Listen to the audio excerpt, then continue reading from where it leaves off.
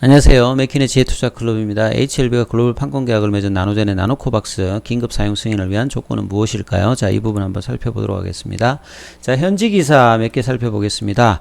자, 베트남 정부는 중국이 시노팜 관련되는 백신 2천만 도주를 구매할 것이다. 자, 베트남 오전에 나왔던 기사인데요. 이제 베트남 같은 경우에는 올해 말까지 인구 70%를 커버할 수 있는 1억 5천만 도주의 백신을 보유하는 게 목표입니다. 그러기 위해서 최근에 이제 웅엔 수엔숙 대통령도 쿠바 방문해서 이 압달라 백신 1,000만 도주 구매 합의, 최근 또 유엔의 회의에 참석하면서 백신 외교를 많이 펼치고 있죠. 그와 더불어서 투트랙으로 베트남 자체의 어떤 메이드 인 베트남 백신을 지금 이제 자국 국민들도 많이 기대를 하고 있죠. 특히나 임상 정도가 가장 높은 나노젠의 나노코박스가 이럴 가능성이 상당히 높죠. 그래서 나노코박스 백신의 운명이라고 이제 기사가 나와 있죠. 이전에 제가 한번 전해드렸듯이 9월 20일입니다. 그러니까 월요일이었죠. 예, 지난 이제 월화수 정도에 이제 자문위원회 회의가 열려야 되는데 이 자문위원회 대표가 윤리위원회로부터 나노코박스 백신에 대한 승인 보고서라든지 기타 업데이트 문서를 받지 못했다. 만약에 이제 빨리 이제 이렇게 업데이트된 자료들이 온다면 시급하게 작업해가지고 자료를 받는 대로 빠르게 자문위를 열겠다. 요런 코멘트 이후에 이제 아직 이제 자문위 개최가 없는데 현지에서는 이번 주에 열릴 것으로 지금 추정을 하고 있습니다. 그래서 이 부분을 계속 좀 기다려 봐야 되겠죠. 그러니까 이렇게 딜레이 되고 있는 부분들이 업데이트된 문서죠. 이 부분이 긴급 사용 승인에서는 유통 등록 증명서 발급을 위해서는 윤리위원회 승인하고 이제 자문위원 승인을 받아서 유통 등록 증명서가 나오고 보건부에서 긴급 사용 승인을 한 20일 이내 그거보다 더 빨리 이제 가는 어떤 마지막 절차 단계에 있는데, 자, 업데이트된 문서는 앞서 이제 여러분 봤겠습니다만 9월 18일 오후에 있었던 윤리위원회에서 안전성 면역원성 관련되는 부분은 3비까지 들어가 있는 중기 보고서 검토해서 충족을 했는데요. 보호 효과를 직접적으로 평가할 수 있는 자료가 없어서 자, 이 부분에 대해서 만장일치로 동의해서 자문위원회로 이관은 되는데, 자, 여기에 대해서 프로토콜에 따라서 보호 효과를 지속적으로 평가하고 연구 결과를 신속하게 업데이트해서 하라. 그리고 이제 면역원성 데이터를 기반으로 해서 이제 보호 효과를 추정해서 이제 자문에 이제 넘어갔는데, 자, 이 부분들 자체가 긴급 사용 승인을 위해서는 자문회의가 승인 안 할 수도 있다는 어떤 얘기들이 지금 흘러나오면서 추가 문서를 지금 요청하고 있는 상황이라 좀 추정이 되죠. 그래서 조금 이제 자문회의 개최가 좀 딜레이 되고 있다, 이렇게 보셔야 될 것 같습니다. 다른 어떤 미디어의 자료를 보면 이렇게 나와 있죠. 이건 좀 오해 나왔는데요. 자, 긴급 승인을 위해서 어떤 조건이 필요한 것인가?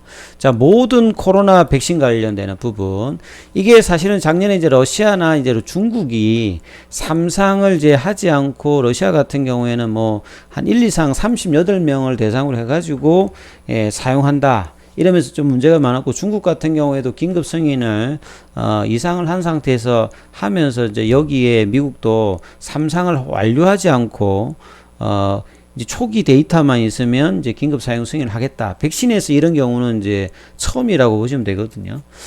이런 어떤 상황이 나오다 보니까 이제 가장 중요한 백신에서 중요한 게 이제 항체 형성, 특히나 이제 중화항체죠. 그리고 임상적으로 효능이 있는지 면역원성이라든지 실질적인 보호 효과를 해야 되는데, 나노코박스는 이 부분에서 한 단계 떨어져 있다, 이렇게 그 표현이 되고 있습니다. 자, 데이터가 부족하다는 것이죠. 왜냐하면 실질적으로 이제 코로나 감염된 사례 수를 기반으로 해서 보호 효능을 평가를 하는데 이 데이터가 지금 없다는 거죠. 그래서 이 부분에 대한 이야기가 계속 이제 동호반복적으로 지금 나오고 있는데요. 그 협회의 후임 교수가 화이자라든지 모더나라든지 아스트라제네카라든지 뭐 스푸트닉 같은 경우에도 이 백신을 투여받은 사람하고 투여받지 않은 그 플라시보를 받은, 보통은 이제 뭐 소금물 같은 것들을 하죠. 요 대조군 연구를 통해서 이제 감염자 수가 나오면 백신을 투여받은 대상자와 투여받지 않은 사람들이 이제 데이터가 나오죠. 화이자 같은 경우에는 이런 부분에서 전체 23,448명 중에서 투여받은 쪽에서는 8명, 투여받지 않은 쪽에서는 162명, 요런 걸 통해 가지고 이제 보호 효과가 몇 %다, 이렇게 나와서 하는 겁니다. 그래서 이제 우리 면역 체계가 후천적으로 뭐 T세포라든지 항체를 형성하는 이제 B세포라든지 항원제 C세포인 APC 세포라든지 여러 면역 세포들이 밀접하게 작용해서 이 면역 체계를 유지하는데, 특정 항체가 중항체가 이제 있는 것들이 이제 뭐 연결고리는 있습니다만 반드시 질병을 보호할 수 있다라고 단정을 할 수 없기 때문에 삼상에서 이 부분을 확인을 해줘야 되거든요. 그래서 항체 형성이 백신 테스트에서 1단계, 2단계에서 항체 형성이 되었다. 그 다음에 특히나 중항체가 형성됐다가 중요하다면 삼상을 통해서는 직접적인 이제 보호 효과를 대규모 이제 대상을 통해서 하는 것이다. 그래서 이 부분에 대해서 지금 나와 있지 않기 때문에 실제 효과에 대해서 말할 수 없다라고 지금 이야기를 계속 하고 있는 거죠. 그래서 베트남의 이제 나노젠 나노코박스 같은 경우에도 특히 이제 델타 쪽에서도 결론을 내리기에는 충분한 데이터가 없다. 이상을 통해서는 그때도 이제 코호트 4개를 해서 플라시보 쪽에 이제 한 80여 명 정도 들어가서 했습니다만 과학적 데이터가 좀 충분하지 않다. 너무 좀 작기 때문에 안전성도 기간이 좀 짧다. 이러면서 6월 달에 이야기가 한번 있었죠. 그래서 이런 부분에 대한 이야기를 계속 조금 하고 있는 상태다. 그럼 비교 대상을 본다면 그러면 뭐가 문제가 심각한가? 이래 보면 그렇다기보다는 모더나 하이자의 어떤 사례를 조금 말씀을 드리면, 이게 작년도 7월 28일에 모더나 하이자가 삼상이 들어갔습니다. 대규모 인원을 통해서 안전성 효능을 실질적으로 이제 검토를 하는 거죠. 왜냐하면 삼상에 성공하기 위해서는 50% 이상 최소 질병 예방 효과가 있다는 걸 입증을 해야 됩니다.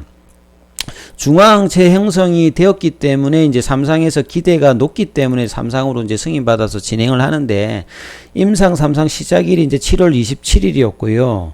전체 데이터 관련되는 부분은 2022년 10월 27일이죠. 그러면 이제 승인되려면 본래대로 하려면 한참 걸리는 거죠. 최종 전체 데이터. 근데 이제 긴급 승인이 작년 말에 이제 나왔으니까 중간 데이터를 써가지고 했던데, 그 중간 데이터가 이제 감염자 관련되는 부분이 나와야 되는 거죠. 그 일정 숫자를 나와서 이제 그 부분을 데이터를 비교하는 건데, 그래서 3만 명 대상으로 이 플라시보는 여기는 이제 소금물이죠. 이렇게 해서 진행되었고, 대규모로 하다 보니까 여기에 가장 돈도 많이 들어가고 시간도 많이 걸리는데, 미국이나 유럽에서 대규모로 재정 지원을 통해서 이 부분들이 백신이 나왔죠. 예.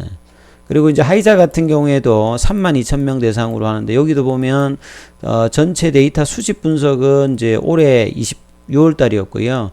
백신 접종 관련의 장기 추적은 2023년 1월 23일입니다. 장기 안전성 모니터링은 계속 한다는 거죠. 그래서 여기도 마찬가지로 플라시보 백신 투여하지 않은 것 대비해서 최소 50%는 더 좋아야 된다는 걸 입증하는 것이다. 그래서 이제 보시게 되면 53명이 코로나에 감염되는 즉시 데이터를 살펴서, 이런 게 이제 중간 데이터라고 보시면 되겠죠. 초기에. 그래서 11월 달에 이제, 모더나 관련되는 부분이 이제 이 보호 효과가 90% 이상이다. 이렇게 나왔다는 부분들은 초기에 이제, 저 어떤 데이터들이 나왔을 때 이제 저 부분이 전체 데이터가 아니라는 거죠. 94명의 확진자가 나왔다. 이걸 가지고서 이제 했던 부분이다. 그러면 이제 직접적인 비교는 못 합니다만, 하이자와 모더나 관련되는 부분이 이제 삼상을 시작하고 난 다음에 한 3개월 정도 지나서 이런 어떤 그 중간 발표를 하면서 보호 효능을 데이터를 냈잖아요. 그러면 나노코박스 같은 경우는 6월 11일에 이제 임상 삼상을 공식적으로 게시를 했잖아요. 그러면 7월달, 8월달, 9월달, 10월달, 뭐 이 정도죠. 그러면 지금 이제 9월달이니까 데이터가 뭐 조금 있으면 이 부분들도 충분히 나올 수 있는 어떤 시점이죠. 뭐 직접적인 비교는 안 됩니다만 속도를 본다면 베트남도 뭐 다른 백신 대비해서 상당히 빠르게 진행되고 있기 때문에 충분히 나올 수 있는 어떤 자료라고 보여져요. 이런 부분들을 생각한다면 저 데이터가 잡힐 때까지 기다려 가지고 자문위에 넘길지, 아니면 이 상태에서 이번 주에 자문위를 개최해서 또 이제 자문위가 어떤 결정을 내릴지 요게 이제 조금 이제 변수가 되는데 그래서 오늘 이제 주가 흐름이 이제 그 빠진 부분이 있었고요. 그 다음에 하나 더 이제 기사를 보게 되면 HLB 같은 경우는 정선이 검찰 통보 이후에 요게 이제 15일날 나왔던 부분에 대한 부분이 16일 아침에 나왔고 이제 17일 날에 정선이가 이제 HLB의 회계법률 위반과 주가 조작도는 불공정 거래에 대한 제재를 검토하면서 이 검찰에서 파견된 검사, 뭐 법률가 자문 간의 자문을 받았다고 합니다. 그래서 이 검찰 고발을 하면 뭐 70%인데 이거보다는 한 단계 낮은 이제 검찰 통보로 해도 뭐 기소율이 60% 정도는 되는 것 같다. 그래서 당초 이제 언론에 나왔던 뭐 무혐의 뭐 실질적인 무혐의다 이거보다는 뭔가 또 문제가 나올 수도 있다 이런 어떤 투의 기사는 나왔어요. 그래서 이제 검찰의 최종 판단이 어떻게 될까가 이제 이런 내용들이 좀 알려지면서 주가가 하락했는데요. 차트를 통해서 좀 마무리를 해드리면, 자, HLB의 중심선 가격은 계속 이제 57,000에 제가 끊임없이 말씀을 드리죠. 자, 이 가격 자체가 종가로 훼손되지 않아야 주가가, 이제 뭐 8월 중순부터 급등을 거의 이제 뭐 저점 대비해서는 한 100% 가까이 올라오고 난 다음에 한 2주 넘게 지금 플랫형 조정을 보여주고 있습니다. 자, 오늘도 보시게 되면 뭐 외국인들은 매도를 했고 개인들은 이제 연휴 전일부터 이제 매수를 좀 가담을 하고 있죠. 시간에는 한 100원 정도 빠졌는데요. 자, 이 가격이 유지되면서 이제 재료를 반영해야 되는데 당초로 예상이 된다면 윤리위원회 승인에 의해서 자문위원회 그래서 빠른 어떤 결정이 좀 기대되는데 이런 부분들은 좀 어긋나 있는 상태입니다. 그래서 뭐 좀 빠져 있습니다만 아직은 이제 가격 위에서 뭐 진행이 되고 있고 이후에 이제 진행 과정을 좀 잘 살피시면서 가격 흐름에서 57,000원을 종가로 훼손되지 않는 상태에서 조정을 해야 제가 이제 계속 말씀드렸던 이런 흐름들 이전에 어떤 그 저항대 가격에서 올라와서 그 지지 형태를 보여주고 위해서 올라가야 이제 시간적인 어떤 소비가 조금 안 들면서 주가의 어떤 추가 상승이 좀 가능해 줄 수 있거든요. 그래서 베트남의 어떤 나노코박스의 어떤 재료와 그 다음에 이제 뭐 이 정선이 관련되는 어떤 리스크 이 부분들이 있습니다만 주가가 좀 빠졌습니다만 아직은 여전히 이제 상방에 대한 어떤 가능성은 있는 상태에서 주가 흐름들이 진행되고 있으니까 자, 이런 부분들을 감안하시면서 투자 대응 전략을 꾸려 가셔야 될 것입니다. 여기까지 하겠습니다. 추가 내용이 있으면 영상들 계속 올려 놓도록 하겠습니다.